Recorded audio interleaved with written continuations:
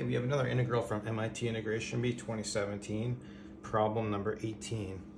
We have the integral from pi over 2 to 0 of dx over 1 plus tan 2017 x. Okay, so this is a pretty classic problem, and they really like to do this on the MIT Integration Bee. I feel like they do one of these like on every single year, and I've done a bunch of other videos on it, and I have a link to it. This is called the King's Principle. So in this video, I won't go through all the details of the King's Principle, but I'll provide a link in the description if you want to see the introduction. And you can also find other videos on this channel and also all the other, also on Owl's Math.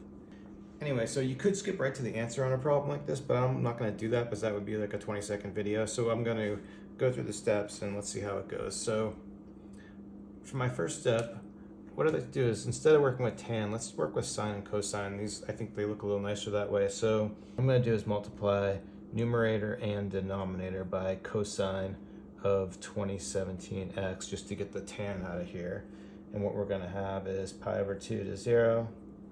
Okay, so now you'll see we have our tan out of the expression, and we have this cosine in the numerator. And next what we want to do is a substitution, and this is key in this problem. What we do is the substitution we want to make is our bounds minus x. So for our u, we're going to have, if this is b and a, it's going to be pi over 2 plus 0, but that's just going to be pi over 2. What the? So for our substitution, we're going to add our bounds pi over 2 plus 0, but that's just pi over 2 minus x. And then also from that, we could just flip x and u and have, we also know x equals pi over 2 minus u. And then our dx is just going to be, when we differentiate that, it's going to be minus du. So now let's make our substitution. So first, we'll update our bounds. So plugging a pi over 2 into here, we'll get 0. And then plugging a 0 in, we'll get pi over 2. Okay, and you notice that we've just kind of flipped our bounds there. Then for our cosine 2017, so our x value is pi over 2 minus u. Our dx is going to be a minus du. And then in the denominator, so our cosine term is going to be exactly the same as what we have in the numerator. Cosine 2017 pi over 2 minus u plus our sine 2017, but also the same thing with the angle. It's going to be pi over 2 minus u. Next, we want to notice these complementary angle formulas that we have here on the right. And you'll notice this is exactly what we have up here, our cosine pi over 2 minus u. So that's going to be this, that will flip to sine of u. So what this is going to allow us, this is why this is going to work so well, is because all of our functions here are going to flip. We're not worried about this 2017 now. It's still going to be, you know, if you have some angle on here, it's just going to be, right? So it's just going to be like this. So what we can do is make this substitution and rewrite this whole thing. So what we can do is use these complementary angle formulas to change all these functions. And to start with, I'm going to do this, but what I'm going to do, I'm going to use this minus, bring it up front and use to flip the bounds, but then the minus will become a plus. So we'll put our bounds back to pi over 2 to 0. So for our cosine here in the numerator, cosine pi over 2 minus u is the same thing as sine of u. So I'll write this as sine of u 2017. We'll do the exact same thing for this one on the denominator. That's also going to be sine of 2017 u. And then this one will turn to cosine 2017 u. Then from here, what I'm going to do is take all these u's, we're just going to turn it back into x's, because in a definite integral, we can change the variable to whatever we want. It doesn't matter. So we'll just rewrite this in terms of x.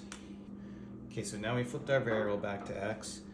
And from here, the thing I want to notice is a couple things. We have the exact same denominator, just the order has changed, but we have the same denominator in each of these.